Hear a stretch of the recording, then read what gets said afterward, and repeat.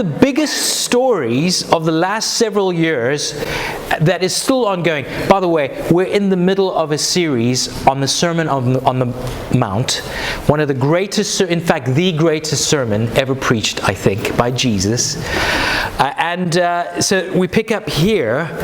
But one of the biggest stories of the last several years, like I said, that is still ongoing. It's been all over the internet, it's been all over the news, and it's about the sexual behavior of a man in the entertainment industry named Harvey Weinstein. Anybody here?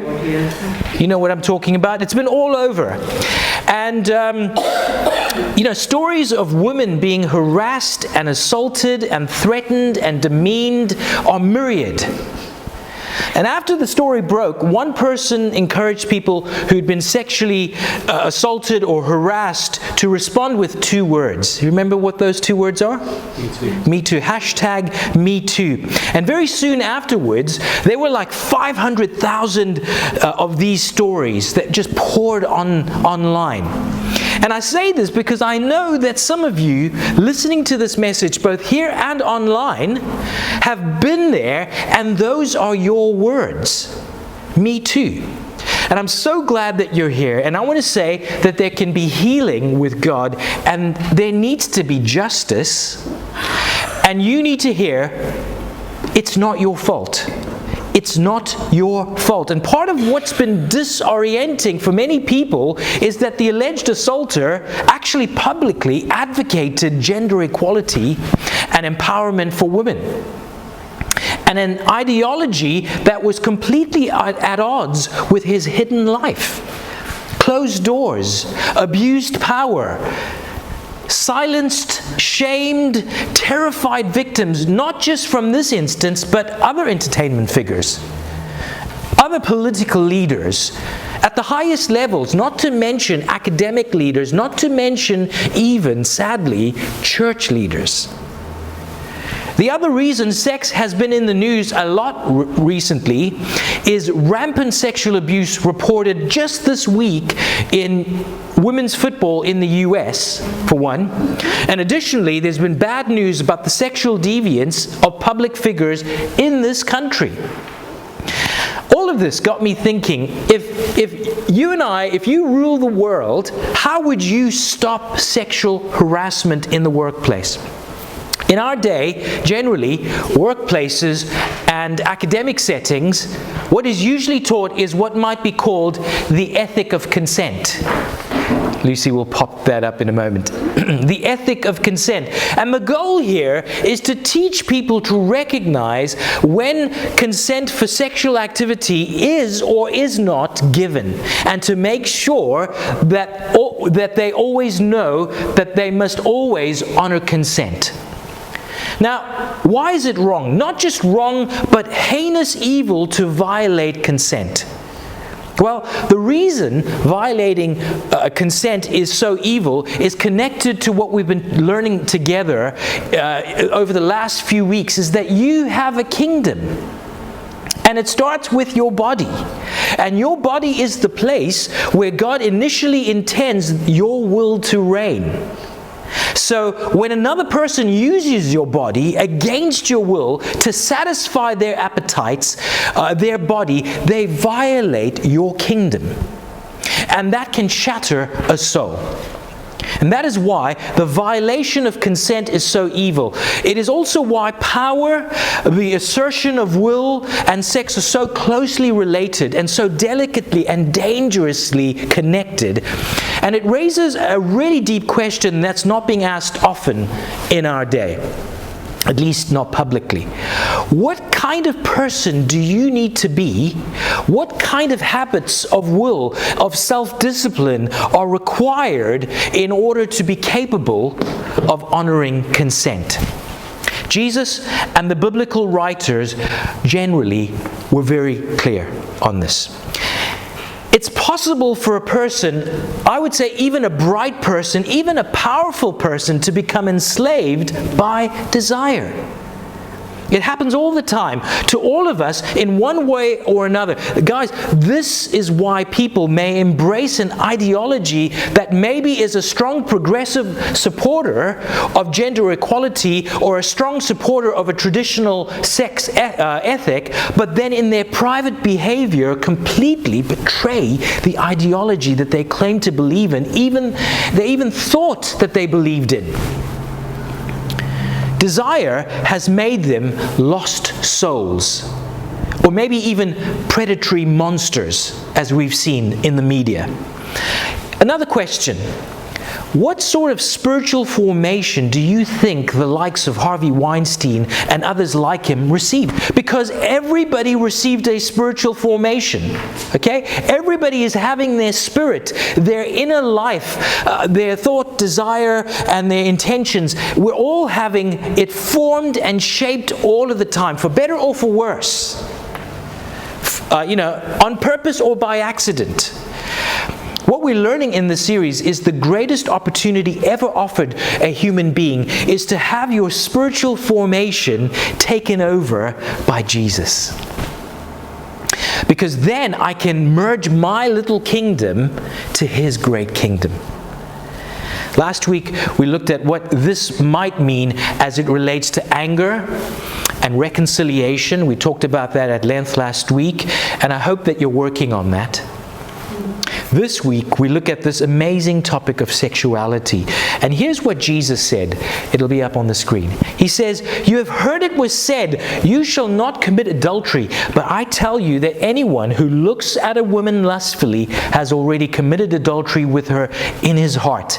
If your right eye causes you to stumble, gouge it out and throw it away. It is better for you to lose one part of your body than for your whole body to be thrown into hell. And if your right hand causes you to stumble, cut it off and throw it away. It is better for you to lose one part of your body than for your whole body to go into hell." And so the big question is, who is a good person when it comes to sexuality? In our day, a common thought might be, well, someone who honors consent. Yeah? And that's sexual goodness. Honor consent. In Jesus' day, people often thought like this. In the 10 Commandments, the 7th commandment forbids adultery. So people who commit adultery, they're the bad people. And people who avoid committing adultery, they're the good people. Now you'll notice in this text, Jesus is addressing men. The idea of a power differential between the sexes did not get invented in our day.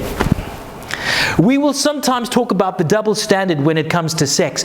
That was actually an explicit part of the law in the ancient world. This is from an ancient Roman law speaking to men, and it goes like this: if you should catch your wife in adultery, you may put her to death without a trial. Wow. But if you should commit adultery, she must not presume to lay a finger on you, nor does the law allow it. Now, Jesus does not allow what the Romans did. He actually counters it. Jesus doesn't say what a lot of people then and even today sometimes say, that if a man lusts after a woman, maybe it's the woman's fault. Maybe she dressed the wrong way. Maybe she did something. Kingdoms, as I've been saying over the last few weeks now, are systems of personal power. People who have power will abuse those kingdoms to protect their reputations, as we've seen in the media, and to gratify their lusts. We see that in a lot of kingdoms today, corporations and so on. And Jesus says it's not okay. For Jesus, lust is the responsibility of the one who lusts. This idea of looking lustfully, Jesus talks about, is really important, often misunderstood. So let's unpack that for a few moments. Jesus uses a present participle here, all right? And the idea is whoever looks and goes on looking. In other words, Jesus is not saying that sexual attraction itself is a bad thing. It was God's idea. God is pro-hormones. I would go as far as to say Jesus is pro-hormones. Our sexuality is part of who we are. Whether we're single or married, whether we're young or old, it's a constant source of mystery. It's a constant source of wonder and joy wherever you are in life. I heard about this 65-year-old pastor who, he's got a head of white hair, right? And he was standing in a crowded bus, and he looked down and he saw that there was a young woman there, and she was kind of attractive. And she looked directly at him, and she smiled at him, and he thought, I've still got it, And then she spoke to him, and she said, "Sir, would you like to take my seat?" And he realized he's not sure whether he ever had it, You see, Jesus is not talking about attraction or noticing attraction here. He's talking about someone who deliberately indulges sexual gratification by continued looking. He's talking about what might be called the look, right? You all know about the look. A couple could be at a restaurant. They're at the restaurant. A woman is waiting on them. She's the server for that evening, and the husband finds her sexually attractive, and he starts staring at her. And he's doing this in a way to feed his own desire for sexual gratification, and you can see it on his face. The woman serving the table, she knows it, and feels awkward or embarrassed or perhaps even tempted by a certain sense of power that it brings. And the man's wife, she notices it, and she feels crushed by it and rejected or angry. And if he talks about it, he denies it, and so he adds lying to his sin and damages his marriage and dents his integrity. He may think that he hasn't violated the seventh commandment yet, but he has stepped out of the kingdom of God. Does anybody have any idea what I'm talking about here today? The look itself is a public act with public effect. And Jesus knew all about this. Let me pause here, because sexuality is an area that involves so much emotion, embarrassment, shame, hiddenness, pretending. And you know what? We have to be a place of radical honesty. The church has to be a place of radical honesty. We have to step into the light. So I want to do this for a moment. Let's do a mass confession of sexual fallenness this morning. You never thought you'd be doing this at church, right? Okay. If you have ever committed a sexual sin of any kind, if you've ever looked at something you should not have, if you've ever flirted with the wrong person, if you've ever given the look, if you've ever inappropriately tried to attract the look, if you've ever withheld yourself sexually to hurt your spouse, if you've ever been wounded by feeling unattractive, if you've ever failed to talk to your children helpfully about sexuality, if you've ever had a single regret, if you've ever felt for a single moment like you could use some help from God about some area of sexuality, if you've ever said the word sex, raise your hand. Okay. Just to be clear, on the other hand, how many of you have achieved perfection sexually speaking? Jesus is talking about something far deeper than the ethic of consent here. You might think about it this way. We bring to a relation or relationship, three dimensions from our kingdom. From our personal kingdom. That is our commitment. Commitment is something that we do with our will. Our emotions, our feelings about another person, and our bodies. A level of commitment, a level of emotional engagement, and our physical beings, right? These three dimensions should be in balance with each other. This is what the biblical writers teach. Sexual intimacy is God's invention to unite two souls. It is the ultimate form of physical intimacy. And so marriage is the public declaration of permanent and exclusive commitment. It is a promise. And so to be sexually intimate with a person to whom I'm not married is to make a promise with my body that I withhold in my will. It is a setup for hurt. and it's going to damage a soul. And that is why it is a sin. If you're a follower of Jesus and you're involved in sexual intimacy with a person to whom you are not married, you need to stop. But Jesus is clearly defining goodness in this area, in the sexual arena, as something way deeper, though, than avoiding sex with somebody that I'm not married to. All of us are going to need help to be pure from the inside. How do we get that? Here's what Jesus, where he gets really provocative.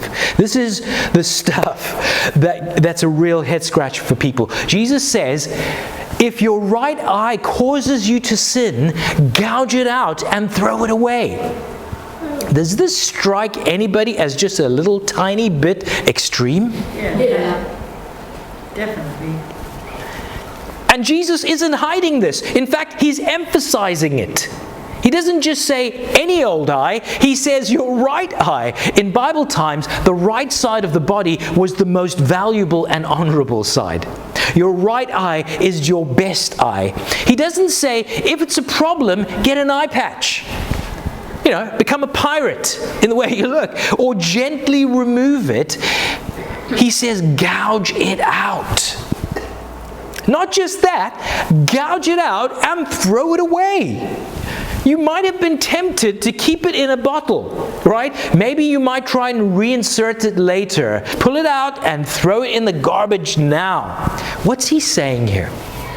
It's often thought that Jesus is engaging in hyperbole here. That his idea is, yes, we ought to take obedience to God seriously, really, really seriously. Of course, not that seriously. Other people have taken Jesus literally on this, right? There's an early Christian by the name of Origen, maybe you've heard of him, and he wrestled with his sexuality so much, with so much guilt and shame, guys, he actually had himself castrated so he would not be guilty of sin anymore. That is not what Jesus is recommending. Hello?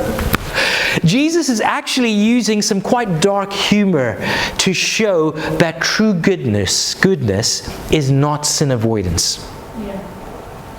You might think about it this way. If the goal for human beings is just to avoid sinful actions, we could do it through surgery. Cut out your tongue, and you will never speak words of deception or harassment. Cut off your hands, and you will never use them for promiscuity or violence. Gouge out your eyes, and you will never look at pornography anymore. And you'll stop judging people by their looks, and you'll stop giving the look. Cut off your legs, and you will not walk into the wrong place. You won't walk into massage parlors or whatever, or adult shops, or the wrong house. Cut off your ears, and you will never listen to seductive words or gossip. Cut off your sexual organs, and you'll never misuse them. Have your skin removed, and you won't misuse your nerve endings for sensuality, and you can roll into heaven a sinless, mutilated stump. Should we do that? A lot of Christians offer membership. We should perhaps offer dismembership, right? You could experience sanctification by sufficient dismembership. In the church where I grew up as a kid, we used to talk about extending the right hand of fellowship. You ever hear that? We'll have you extend it, and then we'll chop it off, and you can throw it away. Understand that Jesus has a very important point to make here. He knew what he was saying when he used this language. God's will for you is not just sin avoidance. In our day, in fact, in Jesus' day, there were a group of rabbis, maybe you've heard of them, right, who decided that they would avoid adultery by never looking at a woman, right? And if I don't see one, then I could never lust for one, is the thinking. And when a woman would come into their line of sight, they would close their eyes. No matter what they were doing, they would just simply close their eyes, and no matter where they were going, I'm not making this stuff up, right? They were literally called the bruised and bleeding rabbis. Because they were falling off pavements, and they were walking into buildings because they'd closed their eyes to never look at a woman. The parts of your body were given to you by God not primarily to not sin, but to do good. The problem with spiritual growth by selective dismembership is it doesn't work. The real problem isn't your eye. It's not your hand. Jesus names it in verse 28. He says it's your heart. Your heart is the innermost unseen core of your personhood. That's the secret place of my spontaneous thoughts and my desires and my perceptions. That's what needs to change. That's what God wants to change. And if I live for desire, I end up the slave of desire. And that's why the whole minimalist ethic of consent is not enough to build a life on. Because desire always narrows. If I want illicit gratification from a woman, I have to keep 1,000 thoughts out of my mind. I have to forget that she's somebody's daughter. I have to forget that if another man looked at one of my daughters like that, I'd go crazy. If I want illicit gratification, I have to not think about my wife. I have to not think about my children. I have to not think about my church. I have to not think about my God. Guys, desire will do this to somebody. How does that happen? Desire keeps 1,000 thoughts out of your head. Now, your will, that's your kingdom, is quite different from desire. The will often seeks options. The will always looks for the largest perspective. Desire wants to enslave the will, and apart from God's will and God's help, it'll do it. Here's the good news. I do have some good news for you. There's freedom. When we come into the light in the area of sexuality, there's freedom. I want to say this as tenderly as I know how. Some of you have been dreading this topic because you're carrying guilt or shame or a stack of regret. There's freedom and grace and healing for anybody who will come honestly to God and then step into the light. Whatever is going on in your life, I want you to know that there's healing, that there's hope, and that there's help. And when you get to the end of your life, you can look back at a history of struggle, of sexual struggle, hiddenness, constant temptation, guilt, and shame, and you can try to go it alone. You can limp back and forth from between giving in and then guilt and then prayer and then giving in again. You can keep the secrets in a dark place. You can have your ability to worship God and pray constantly impeded. You can put your relationships at risk. You can put your family at risk. You can put your integrity at risk. Or you can pray to God, God, your kingdom come here as well. You can step into the light and you can surrender your will. If you need help on this one, you can find a trusted brother or sister. You can meet with a skilled Christian counselor. We can start a recovery group if that's needed, and you can be a part of that. You can talk to one of the leaders. Guys, this is a place where everybody is welcome, where nobody is perfect, and anything is possible. As long as we're willing to do one thing, and that is to get real. We have nothing to hide. Everybody here is just one bad decision away. We're all a train wreck apart from God. And if you're willing to admit that and then to arrange your life around that, you can look back at the end of your life on a life of devotion to God and healing and growth in your heart, and we can build a community together of men and women who learn to be honest about our sexual struggles and real with our sexual shame and honor each other like brothers and sisters as we follow this amazing, magnificent Jesus who enables us to handle the greatest difficulties in life so that His kingdom can come down into our lives. Let's do that. Let's take that road together. Let's pray.